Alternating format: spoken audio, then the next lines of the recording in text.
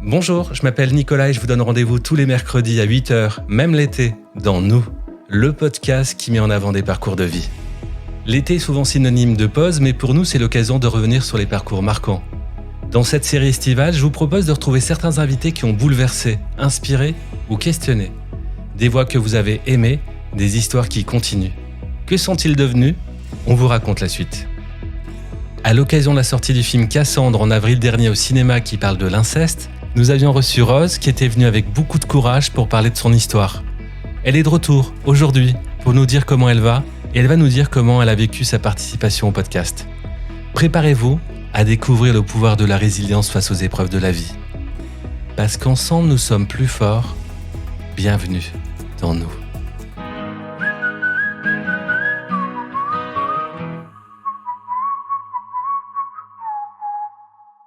Bonjour Rose. Bonjour Nicolas. Je suis très heureux de vous retrouver pour cet épisode spécial de Nous. Pour les personnes qui n'ont pas encore écouté votre épisode, en quelques mots, est-ce que vous pouvez nous expliquer votre histoire ? Oui, j'ai été victime d'agressions sexuelles étant petite, toute mon enfance. Ça a fait des conséquences dans mon adolescence, dans mon enfance, dans ma vie adulte. Et puis, j'ai porté plainte. J'ai toujours pas de réponse de la justice. Et puis aujourd'hui, je m'en sors comme je peux. Et je suis bien entourée. C'est important d'être bien entouré. Hein. Très, très important. C'est pas évident en plus d'avoir les bonnes personnes autour de soi. C'est ça, c'est pas évident, mais c'est à nous aussi de les chercher. C'est à nous de les chercher, c'est à nous de les garder aussi. Et du coup, je me fais aider depuis quelques années avec de très bons médecins et avec 2-3 personnes qui sont là pour moi et que je les remercie énormément. Vous avez un vrai parcours du combattant, on peut le dire. Vous avez parlé de médecins il y a l'instant, donc certainement de psychiatres. Vous avez fait des tentatives de suicide quand vous étiez plus jeune à cause de votre histoire. Vous parlez de viol il y a un instant, mais en fait, on peut parler directement d'inceste. Oui, c'est l'inceste. J'ai vécu l'inceste de l'âge de 5 ans à 11 ans par plusieurs membres de ma famille. Voilà, ça a fait des conséquences sur les troubles alimentaires, l'anorexie, la boulimie compulsive, les tentatives de suicide, les scarifications. Et puis voilà, mais il faut être aidé pour s'en sortir. Donc vous avez été aidé, c'est une bonne chose. Aujourd'hui, vous n'avez plus affaire à ce type de choses, de scarification, oui, de tentatives de suicide. Aujourd'hui, vous êtes heureuse, malgré tout, malgré cette histoire qui est difficile. Vous avez un enfant, vous avez un conjoint qui sont là autour de vous pour vous aider. C'est un vrai parcours de vie que vous avez vécu et qui aujourd'hui fait que vous êtes aujourd'hui devant nous. C'est important pour vous de parler à l'époque dans le podcast ? Oui, bien sûr, c'était important. Parce que déjà, d'être entendu. Il y a aussi le fait que tu sens que tu peux aider d'autres personnes. Voilà. Je vous sens un petit peu différente par rapport à l'époque. Je sens qu'il y a eu quand même une avancée, une prise de recul, même si c'est difficile. Ça fait plaisir. Je sais pas. Moi, je le vois pas, mais peut-être que les gens d'extérieur, ils le voient. Je vous sens moins renfermé sur vous-même, en fait. Il n'y a pas de vidéo. C'est pour ça. Ça a été dur à l'époque de parler devant une caméra. Ah oui, c'est dur de parler devant une caméra. C'est dur, mais j'essaye de me sortir de ma zone de confort un petit peu. Mais voilà. C'est la peur du regard des gens ? Oui, je pense que c'est la peur du regard des gens. La honte ? La peur, la honte. Des fois, j'ai peur qu'on me reconnaisse, et des fois oui, des fois non. Donc voilà. C'est vrai que vous avez beaucoup de courage pour venir en parler parce que déjà de dire qu'on a été victime d'inceste, c'est quelque chose qui n'est pas évident. Il y a beaucoup de gens qui nous écoutent aujourd'hui qui ont été victimes d'inceste et qui vont se reconnaître dans votre histoire. Pour les gens qui n'ont pas encore entendu votre histoire, donc je le rappelle, c'est l'épisode numéro 14 dans Nous. Donc il ne faut pas hésiter à revenir réécouter l'épisode parce que du coup on va pas revenir dans le profond de l'histoire comme on l'avait fait à l'époque. Comment est-ce que vous allez aujourd'hui ? Ça va. Je ne vais pas dire je suis heureuse. Mais ça va, les conséquences s'atténuent. Mais il reste quand même une grande douleur. Il y a des moments où on la sent plus, des moments où on la sent moins, mais voilà, bien entourée, ça va. C'est vrai que c'est une douleur qui est intense et il faut l'avoir vécue pour le comprendre. Oui. Moi, c'est vrai que je n'ai pas été victime d'inceste, mais j'ai été victime d'une certaine manière de la même chose, d'un viol que j'avais évoqué dans l'épisode de Ludovic à l'époque. Après, chaque personne le vit à sa manière. Moi, c'est vrai qu'il y a quelque chose que j'ai réussi à faire très rapidement, le deuil, entre guillemets, le deuil de ce problème-là. Mais c'est pas une question de de personnes. En fait, c'est une question aussi de se reconstruire, d'avancer. Et on peut pas se comparer. En fait, chaque personne est totalement différente. Chaque personne a un vécu totalement différent. Donc, chacun va se reconstruire à sa manière. Ce qui est important de dire, donc je vais ressortir un sondage de l'Ipsos parce que c'est le plus récent de 2020. Il indique qu'un Français sur 10 confie avoir été victime d'inceste, soit environ 6 700 000 personnes. C'est quand même des chiffres qui sont encore trop importants. Énorme. Mais c'est pas que l'inceste qui fait que je ressens encore cette douleur. Je ne parle pas des conséquences, je parle encore de la souffrance. C'est la justice, au bout de 15 ans, rien du tout. Mais par contre, je ne sais pas, un rabbin qui va se faire frapper ou n'importe quoi, une agression dehors, on va en faire tout un truc. Mais moi, avec ce que j'ai vécu, ça veut dire l'inceste, les coups, tout. Ce qui est fou dans votre histoire, c'est que le juge s'est porté à partie civile, c'était il y a quasiment plus de 13-14 ans, et aujourd'hui, en fait, rien n'a avancé. Ça fait 3 ans que ça n'avance pas, là. Ça a avancé, c'est-à-dire il y a eu des interrogatoires. Il y a eu des interrogatoires et tout, mais depuis 2-3 ans, rien, aucun signe, alors qu'il devait y avoir procès et tout. Et malgré tout, en fait, suite au podcast, vous avez, en mai dernier, commencé à réactiver la machine pour avoir des réponses. Oui. J'ai écrit à Darmanin, j'ai écrit au procureur, j'ai écrit au ministère de la Justice, m'ont recommandé. J'ai envie de leur envoyer le livre, mais c'est pas le bon moment. Vous êtes en colère ? Un petit peu, mais beaucoup à l'intérieur. Tout le monde me dit que j'ai l'air douce, calme et tout, mais à l'intérieur, je pense que j'ai une grosse colère. Qu'est-ce qui vous énerve ? La non-réponse ? La non-réponse et puis l'injustice. L'injustice que quand il y a quelqu'un qui a une petite agression dehors, on en passe partout. Mais moi, ce que j'ai vécu, c'est quoi ? C'est pas grave, on passe comme ça. C'est vrai que vous êtes de nombreuses femmes. Là, c'est vrai qu'il y a beaucoup d'auditrices qui nous écoutent.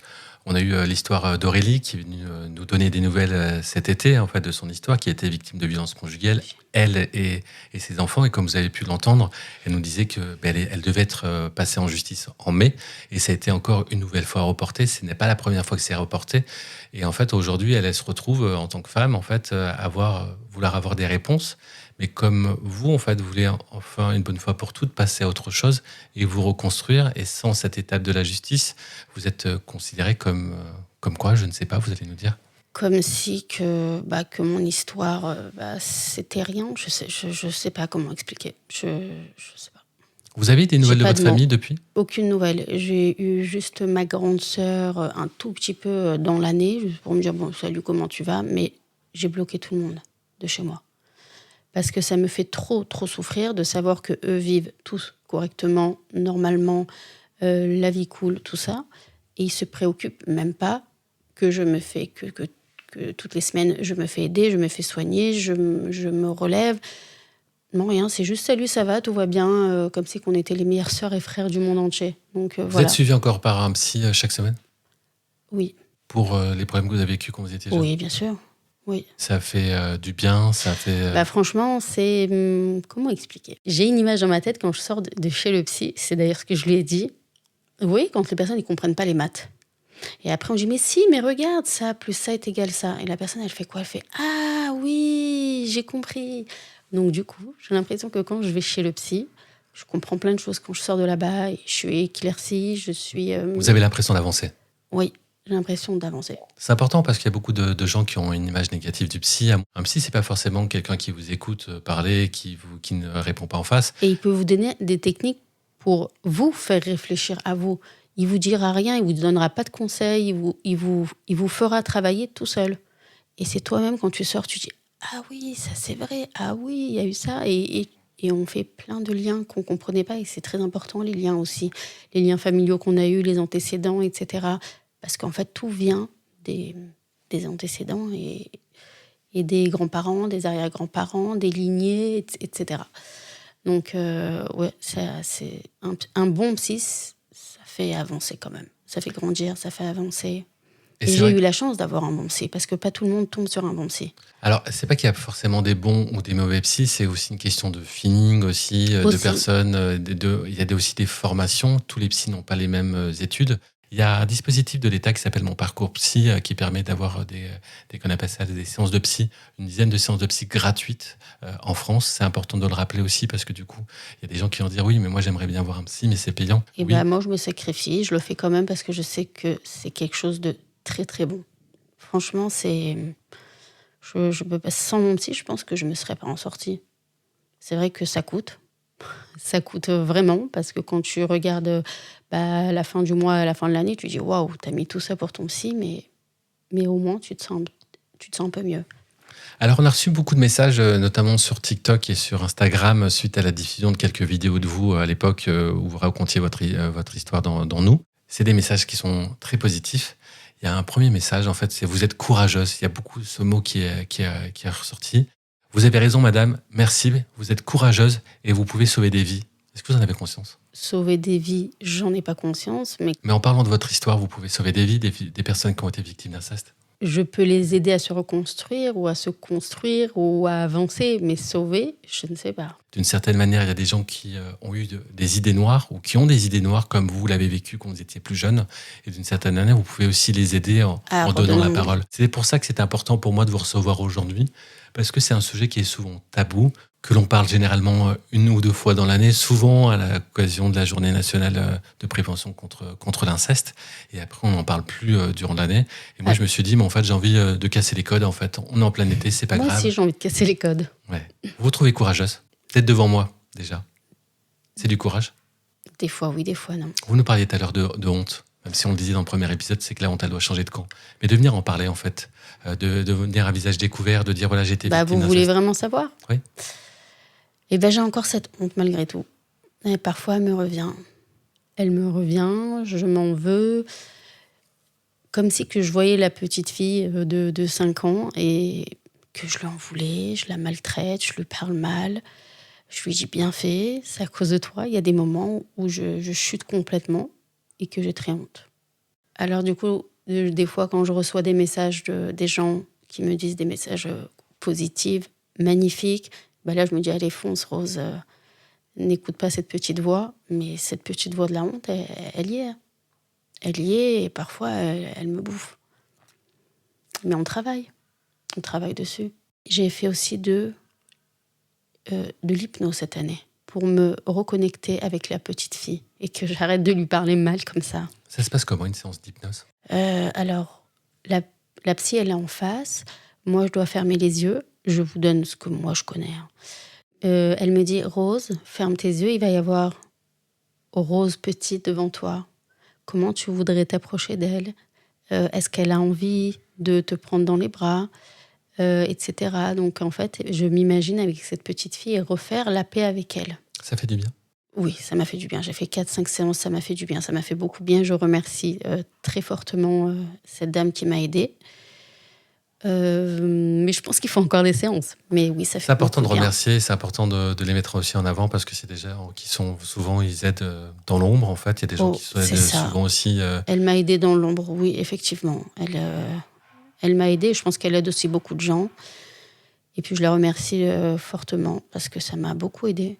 Mais après, chacun peut choisir sa direction. Il y en a que c'est l'hypnose que ça va aider, il y en a que c'est le MDR, il y en a c'est PNL, il y en a c'est juste une thérapie. Mais moi, l'hypnose, ça m'a aidée en tout cas. Il y a eu quelques messages aussi sur les réseaux sociaux, c'est important de le dire, sur TikTok que j'ai dû modérer, des gens qui disaient des choses pas très gentilles. En fait, malheureusement, il y a encore des gens qui attaquent. Oui, effectivement, c'est pas grave, on répond quand même. C'est vrai que du coup, je vous ai modéré, je vous ai aussi supprimé, j'ai supprimé l'intégralité des messages, mais il y a des gens qui mettent d'une certaine manière de la mauvaise foi, en fait, quand on parle de l'inceste. Presque, on a l'impression que c'est eux qui ont fait... Qui ont fait ce geste. Oui, des fois, j'ai cette impression-là. Mais j'ai répondu quand même. Oui, vous avez répondu. Moi, je vous ai supprimé derrière, j'ai supprimé tout le monde. Je voulais pas laisser des traces de gens qui disaient des choses négatives, mais parce que je voulais vous respecter. Parce qu'en fait, ça a fait du mal. Moi, ça m'a fait du mal, en fait, quand j'ai vu ces messages-là. Je me suis dit que d'une certaine manière, en fait, oui, c'est honteux, en fait, d'avoir ces propos-là. Des gens qui se croient derrière leur ordinateur et dire que vous êtes une menteuse ou ce genre de choses, en fait. C'est que, en gros, si on laisse des gens comme ça parler et on laisse leur message, j'avais peur que ça empêche d'autres personnes de parler. Ouais, peut-être. Parce qu'aujourd'hui, il y a des gens qui peuvent nous écouter et qui ont peur de parler à leurs proches parce qu'ils ont vécu de l'inceste ou un viol. Ils ont peur de voir ces messages, de peur qu'eux ils les reçoivent. Aujourd'hui, si c'était à refaire, vous referiez les interviews comme vous avez pu faire dans le passé? Oui, bien sûr. Si je pouvais faire un film mondial, je l'aurais fait. Ah ouais, je veux casser les codes comme vous. Hein. Je veux casser les codes parce que c'est terrible combien il y a de gens qui vivent ça et qu'elles n'en parlent pas. Surtout en été, ça se passe. Surtout pendant les moments de fête. Donc, ah ouais, si c'était à refaire, je le referais et je chercherais d'autres méthodes pour le faire. Hein. Il y a quelque chose qui vous a traumatisé, c'est le fait de ne pas être allé réellement à l'école. C'est quelque chose qui est difficile encore aujourd'hui? Ah oui, bien sûr. Ah ouais, des fois, je me repense dans ma tête, je fais qu'est-ce que j'aurais aimé être à l'école, être épanouie à l'école, bien travailler et tout. Et quand je vois mon fils, c'est de la satisfaction parce que tant mieux, Dieu merci, quoi. Il travaille bien, c'est un bon élève et tout. Et je me dis, mais comment il fait? Mais du coup, aujourd'hui, vous avez l'impression d'être exclu de la société par rapport à ça, par rapport au travail? Un petit peu. Mais je sais même pas si c'est les gens de la société qui m'excluent ou alors c'est moi de moi-même souvent... parce que je me suis mis ça dans ma tête et parce que ma famille m'a mis que j'étais bête et idiote. Il n'y avait pas que l'inceste, il y avait tout un ensemble dans la maison aussi par rapport au travail. T'es bête, t'es idiote, tu réussiras jamais, l'autre elle est mieux que toi, l'autre elle est mieux que si. Donc en fait c'était tout un ensemble, c'est pas que l'inceste. Mais quand vous rencontrez des gens aujourd'hui, c'est souvent la première question qu'on pose, c'est qu'est-ce que tu fais dans la vie? Vous répondez quoi? Écrivaine. Vous avez bien raison. C'est la réponse auquel j'attendais. Donc je suis content de vous l'entendre dire. Merci. Vous avez sorti un livre qui s'intitule Meurtre d'une âme pure aux éditions Le Lys Bleu. C'est une fierté pour vous ce livre? Oui, une très grande fierté. Je pensais jamais pouvoir le sortir maintenant à 38 ans. Pour moi, c'était quand j'aurais 50 ans. Je le voyais pas tout de suite. Puis j'ai rencontré une dame de l'UNESCO. Et je me rappelle aussi que jamais je parlais aux gens que je ne connaissais pas. C'est pas grave, je lui ai dit, allez, vas-y, fonce, va la voir. J'ai été la voir et je lui ai dit, madame, excusez-moi, c'est vous qui avez écrit un livre sur la pensée positive? Et elle me dit, oui, effectivement. Et j'ai été sans gêne. Ça vous embête pas de lire mes 30 premières pages pour voir ce que vous en pensez? Et elle me dit, non, pas du tout, madame. Donnez-moi vos 30 premières pages, je vais les lire. Alors qu'elle n'a pas que ça à faire, quoi. Elle travaille à l'UNESCO, elle écrit des livres et tout. J'ai dit, ok. 5 jours après, elle m'envoie, Rose, vous allez avoir un avenir prometteur avec ce livre, j'en parle à mes éditeurs, il est extraordinaire, il est waouh et tout. C'est la première fois qu'on vous faisait des compliments comme ça? Surtout quelqu'un qui travaille dans un, je sais pas comment dire, dans un grand truc, quoi. C'est-à-dire, j'y croyais pas à mon livre, en fait. Du tout. Et elle me dit ça, je fais, non, c'est pas de moi qu'elle parle. Et tous les soirs, je relisais, je me dis, allez, confiance. Et bam, j'ai commencé mon livre, en un an, je l'ai fini. Quand ça va pas, vous pensez à ce type de moment qui est pour vous remonter le moral? Oui, je relis C'est important d'être positif dans la vie. Franchement, oui. Je relis tous les mots positifs que les gens m'envoient et ça me donne du courage. Franchement, j'ai eu des mots extraordinaires. Je ne sais pas si je vous les ai envoyés. Mais... Si, vous me l'avez envoyé. J'en avais lu quelques-uns à l'époque. Voilà. Et bah oui, ça me donne du courage. Et je les ai même sortis pour en faire un fascicule, pour montrer à mon fils plus tard. Voilà. Dans ce livre, vous racontez votre histoire, ce que vous avez vécu année après année par rapport à ce dont vous vous rappelez aujourd'hui? Oui, tout. De petite jusqu'à mon divorce il y a 5-6 ans. Oui. C'est un livre qui s'adresse pas uniquement à des personnes qui ont été victimes d'inceste, hein, ça s'adresse à tout le monde. C'est important de le répéter. Vous faites un peu d'humour dedans parce que on le voit pas dans l'interview, mais c'est que vous êtes quand même quelqu'un assez de piquant quand de temps en temps. C'est bien, vous prenez un peu de recul aussi sur votre histoire. Ça, c'est important. Pour les personnes qui n'ont pas lu ce livre, en fait, comment vous pourrez le décrire en quelques secondes? Je pourrais leur dire que c'est un livre pour protéger vos enfants. Parce qu'en fait, des fois, on ne fait même pas attention.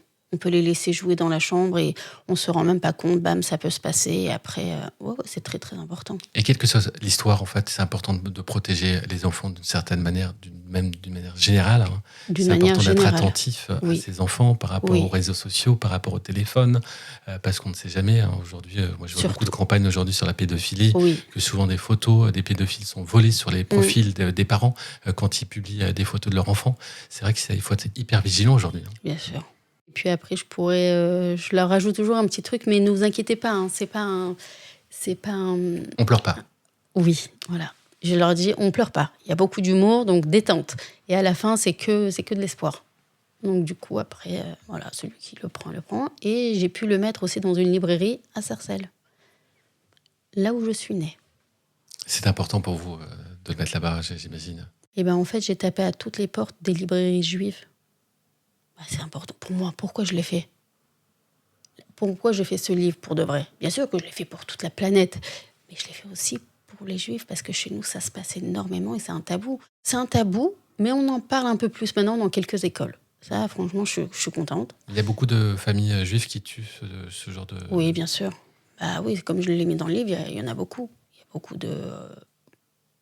En fait, c'est un peu tabou, je crois, chez les chrétiens, chez les juifs, Bon, en tout cas, chez nous, j'ai voulu casser les codes, comme vous dites, et dire que même si on a un bon Dieu, il y a des choses qu'on n'a pas le droit de faire, il y a des choses qui sont interdites dans la Bible. Donc, j'ai quand même tapé à toutes les portes de librairies juives, dans le 19e, dans le 17e, à Sarcelles. Et ben quand j'en avais parlé de ce livre, ah non, madame, non, c'est quoi ce livre? Ça va pas, non. Et puis en juin, j'ai fait une conférence à Sarcelles. Une dame est partie voir le libraire de Sarcelles. Et elle lui a dit bonjour, voilà, il y a un livre, etc. Et le libraire a dit oui, elle peut me ramener ses livres. Alors je me suis dit, je me suis pas battue pour rien et je continue pas mon travail pour rien. Donc voilà, je me dis, et en plus, comme par hasard, la première librairie juive qui accepte mon livre, c'est celle à Sarcelles, là où j'ai vécu. C'est rien, il n'y a pas d'hasard. C'est comme ça, il n'y a rien au hasard. Vous retournez de temps en temps à Sarcelles, à l'endroit où vous avez vécu, devant l'immeuble? Oui. Des fois, j'aimerais monter. Pour revoir les lieux, pour essayer de comprendre, avoir des flashs? Oui, et parce que, une fois, Muriel Salmonal m'a dit, il y en a qui essayent de faire la paix avec la petite fille et qui repartent dans le même endroit et qui se prennent dans les bras et qui disent c'est pas de ta faute. Vous pensez essayer de le faire un jour? J'ai pensé et je pense que je le ferai, mais quand je vais là-bas, là, j'ai pas le choix parce que je vais chercher mon fils, ça m'angoisse, mais j'y pense, dans ma tête, ça achemine. Moi, c'est vrai que je comprends, en fait. Moi, j'ai pas vécu de choses difficiles dans l'endroit où j'ai vécu quand j'étais jeune, quand j'avais entre 1 an et 10 ans. Moi, j'ai vécu dans un HLM et de temps en temps, quand je veux voir mes parents dans les Alpes, ça m'arrive de retourner, en fait, sur place pour me rappeler tout le chemin que j'ai vécu pour en arriver là aujourd'hui. C'est important de se rappeler de ça. Ouais, quand je vais là-bas, ça me fait bizarre. Ça fout quand même, le cœur, il serre comme ça. Et je me dis aussi, heureusement que je suis partie de là-bas. Oui. Pour les personnes qui ont été victimes d'inceste ou pour des parents dont leurs enfants ont été victimes de viol, quels conseils vous pourriez donner aujourd'hui? Qu'il faut leur dire, ce n'est pas de ta faute, tu y es pour rien. C'est très important, ces phrases. Très, très important. Tu y es pour rien, ce n'est pas ta faute, je le prends dans les bras. On va aller à la police, on va faire ce qu'il faut, on est là pour toi, on va aller voir un psy pour aller mieux, je t'abandonnerai pas, je te laisserai pas, c'est très très important la parole. Il faut forcément porter plainte, vous pensez? Ah oui, ah bah oui, parce que sinon ils continuent, ils font leur vie. Bon, c'est vrai que moi j'ai quand même porté plainte, mais il y a toujours rien, mais il faut le faire. Parce qu'il y en a qui ont la chance. Et il y en a... Voilà. Alors, vous étiez venu à l'époque à l'occasion de la sortie du film Cassandre au cinéma qui parle de l'inceste.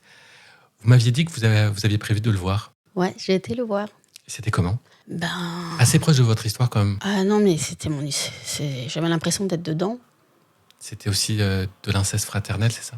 C'est ça.